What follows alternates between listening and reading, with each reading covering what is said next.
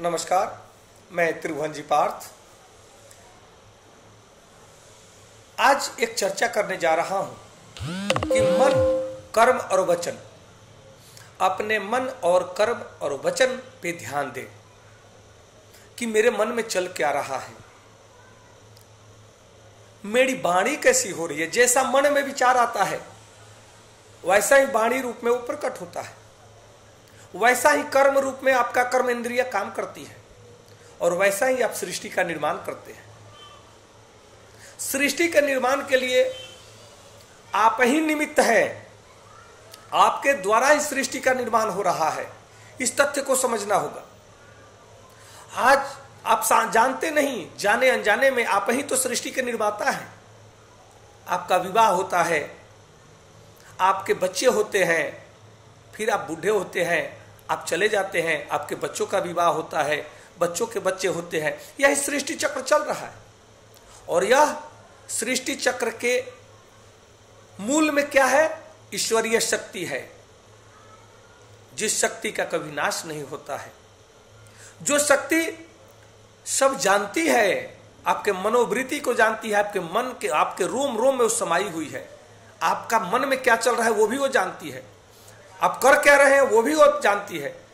क्योंकि कर्म करने में मनुष्य यानी जीवात्मा स्वतंत्र है, परंतु कर्म फल में वो परतंत्र है। ईश्वर कर्म के रूप में जो फल देता है, जो सुख दुख रूपी फल देता है, उसको तो भोगना ही पड़ता है, पर एकदम भोगना ही पड़ता है, क्योंकि कर्म कभी निष्फल नहीं होता है। आज हर व्यक्ति लगा हुआ है एक दूसरे को ठगने के चक्कर में, एक दूसरे को लूटने के चक्कर में, यही दिमाग लगा रहा है। उसको कैसे लूट लूं, उसको कैसे धोखा दे दूं, उसको कैसे मैं ये कर लूं। परंतु मेरे भाई, आप किसी दूसरे को नहीं ठग रहे हो, आप अपने को ठग रहे हो, आप अपने को लूट रहे हो, आप अपने को बर्बाद कर रहे हो। क्योंकि ये ब्रह्मांडीय शक्ति, जो ईश्वरीय शक्ति है, वो सब जानती है, वो सब देख रही है। आप जितना टेढ़ा बनते जा रहे हो उतने ही दुखों का निमंत्रण देते जा रहे हो और दुखों के गर्त में फंसते जा रहे हो। सरल बन जाओ, सीधा बन जाओ, आपका जीवन आसान हो जाएगा।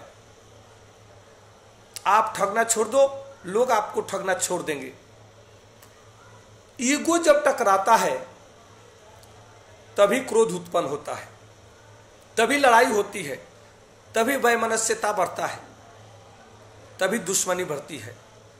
जब ईगो का टकराव ही नहीं, अगर कोई आपका ईगो पर हर्ट करता है तब आप उसको मन से निकाल दो। मन में वैसा भावना रखो कि उसका कर्म है, उसका व्यवहार है, मैं अपने व्यवहार को गलत नहीं बनाऊंगा, मैं अपने व्यवहार को बेहतर बनाऊंगा, मैं अपने व्यवहार में कभी भी कमी नहीं आने दूंगा। जब हमारा व्यवहार पवित्र होगा, जब हमारा मन पवित्र होगा, जब हमारा वचन पवित्र होगा, जब हमारा कर्म पवित्र होगा, उसका फल भी पवित्र ही होगा, सुखमय होगा, आनंदमय होगा, उसमें दुख का कहीं गुंजाइश नहीं है।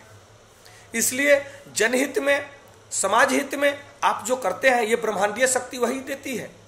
आप क्रोध करते हैं तो कई गुना क्रोध के भागी आप बनते हैं, आप पर कई गुना लोग क्रोध करते हैं। जब आप किसी को गाली देते हैं वह भी कई गुना गाली देता है, लेकिन जब आप प्रेम से मुस्कुराते हैं तो कई गुना प्रेम का मुस्कुराहट आपको मिलता है। आप सेवा करते हैं तो कई लोग सेवा, आपके सेवा के लिए तैयार हो जाते हैं। यह ब्रह्मांडीय शक्ति का ये सिद्धांत है, अट्रैक्शन ऑफ लॉ का सिद्धांत है कि इस ब्रह्मांड में जो आप इस सृष्टि में दोगे वो कई गुना मिलेगा। इसलिए सेवा करो, प्रेम करो, एक दूसरे को समझो, वो भी आप ही का अंश है, वह भी ईश्वर का ही अंश है और आप ही ईश्वर का ही अंश है। फिर भेद कहाँ? किसी भी जीवात्मा से भेद नहीं है। अगर आप उस जीवात्मा के रहस्य को, इस सृष्टि चक्र सिद्धांत के रहस्य को, इस ब्रह्मांडीय शक्ति सिद्धांत के रहस्य को अगर आप समझते हो, फिर आपको कहीं भी भेद नहीं दिखता। ईश्वर प्राणिधान अर्थात सब में ईश्वर का दर्शन करने की जब प्रवृत्ति हमारे अंदर आ जाती है, जागृत हो जाती है, तो हमको सब में वो ईश्वर का दर्शन होता है और हमारा जीवन धन्य हो जाता है। हम ईश्वर के बीच में होते हैं, फिर हमारे को किसी से न भय होता है, न किसी से दुश्मनी होता है, न किसी पर क्रोध होता है। हम आनंदमय जीवन का अनुभूति करते हैं। यही मनुष्यता है, यही श्रेष्ठ जीवन है, यही ऋषि जीवन है, यही महर्षियों का जीवन है, यही देवत्व जीवन है। इस जीवन को जागृत करना है, समाज को जागृत करना है और राष्ट्र को जागृत करना है, तभी हमारा कल्याण है, तभी इंसानियत जागृत हो सकती है। नमस्कार, धन्यवाद।